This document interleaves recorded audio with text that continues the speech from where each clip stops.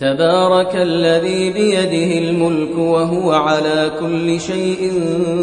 قدير الذي خلق الموت والحياة ليبلوكم أيكم أحسن عملا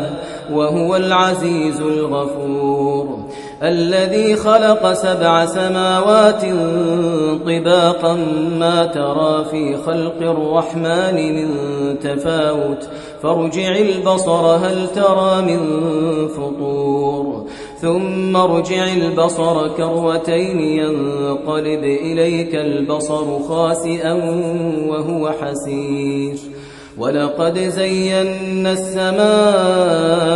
الدنيا بمصابيح وجعلناها رجوما للشياطين وأعتدنا لهم عذاب السعير وللذين كفروا بربهم عذاب جهنم وبئس المصير إذا ألقوا فيها سمعوا لها شهيقا وهي تفور تكاد تميز من الغيظ كلما ألقي فيها فوج سألهم خزنتها ألم يأتكم نذير قالوا بلى قد جاءنا نذير فكذبنا وقلنا ما نزل الله من شيء إن أنتم إلا في ضلال كبير وقالوا لو كنا نسمع أو نعقل ما كنا في أصحاب السعير فاعترفوا بذنبهم فسحقا لأصحاب السعير إن الذين يخشون ربهم بالغيب لهم مغفرة وأجر كبير وأسروا قولكم أو اجهروا به إنه عليم بذات الصدور ألا يعلم من خلق وهو اللطيف الخبير هو الذي جعل لكم الأرض ذلولا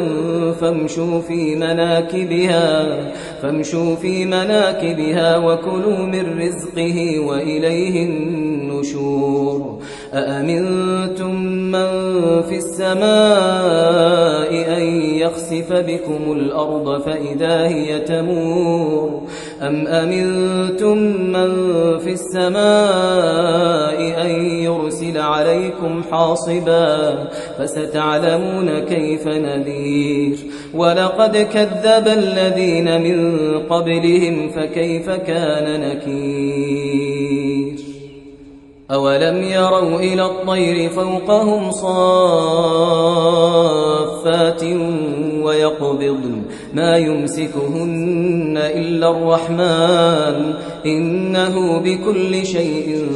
بصير أمن هذا الذي هو جند لكم ينصركم من دون الرحمن إن الكافرون إلا في غرور أمن هذا الذي يرزقكم إن أمسك رزقه بل لجوا في عتو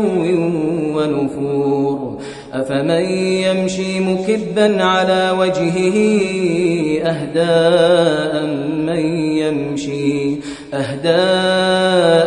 من يمشي سويا على صراط مستقيم قل هو الذي أنشأكم وجعل لكم السمع والأبصار والأفئدة قليلا ما تشكرون قل هو الذي ذرأكم في الأرض وإليه تحشرون ويقولون متى هذا الوعد إن كنتم صادقين قل إنما العلم عند الله وإنما أنا نذير مبين فلما رأوه زلفة سيئت وجوه الذين كفروا وقيل هذا الذي كنتم به تدعون قل أرأيتم إن أهلكني الله ومن معي أو رحمنا فمن يجير الكافرين من عذاب أليم قل هو الرحمن آمنا به وعليه توكلنا فستعلمون من هو في ضلال مبين قل أرأيتم إن أصبح ماؤكم غورا فمن يأتيكم بماء